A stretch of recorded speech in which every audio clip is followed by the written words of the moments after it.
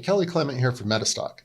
In the previous video, we talked about Quote Center and how to get Quote Center open and what you can do with it. Now let's dive a little bit more into what we're actually seeing inside of OptionScope. So let's bring this back up here. So up at the top, what we have is we have all of the options that we've selected in our grid settings. We're looking at Apple. So here's our current price up here. Along the side here, we'll come to this in just a moment. Here we have our calls on this side, our puts on this side. This will show the most recent down to the last. Now I can rank on any of these columns. So if I wanted to invert the list, it works a lot like Excel, where you can just click on it and it will reverse what you're looking at. And then we have delta, theta, geta, vega, rho, all of our Greeks.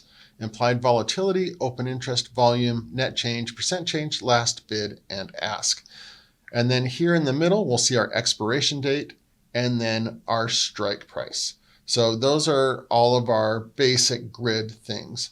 Now you can right click on this and it gives you the option to do a few things. You can copy the symbol to the clipboard or add the option to a custom list over in Metastock. I can also double click on this and it will actually open the chart for that option inside of Metastock. So that is actually the historical option pricing right there. You can see that nice long symbol and Apple February 2, $1.65, excuse me. So it will actually open up the option and you can do analysis on it inside of Metastock. Up here at the top, you have this option for call and put. Now what this is basically a view of a summation of all of the open interest and all of the open interest here. So we have, you can see OI. So this is our open interest and our put open interest. So our call open interest is much higher than the put. So you can kind of take a look at where people are leaning. Where is that open interest sitting and where are people actually interested in it? If you're looking at a security, this is a great thing to look at because you can say, well, people are interested in this stock going up. That's where the open interest sits. You can also look at volume. You can see volume is much smaller compared to open interest, but we could take a look at what our volume is on a call. So 26,938 versus 13,972. So the volume matches up with the call as well. Here on the side, we have these top buttons.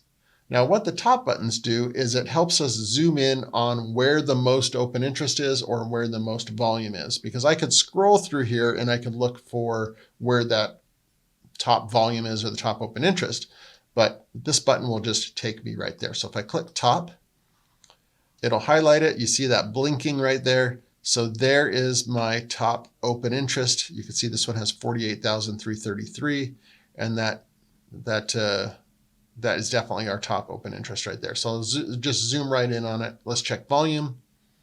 And there's our top volume. So volume is at 175. And then open interest was down here at 185. So you can see where people are actually trading on the top and where people are actually interested in it in that open interest. So it's some great tools to help you zoom in on the data in the grid. Okay, so that is the grid. In the next video, we'll be covering some of the strategies and how you can work with the strategies inside of OptionScope. So stay tuned for that. Thanks for watching, and I hope you found this video informative.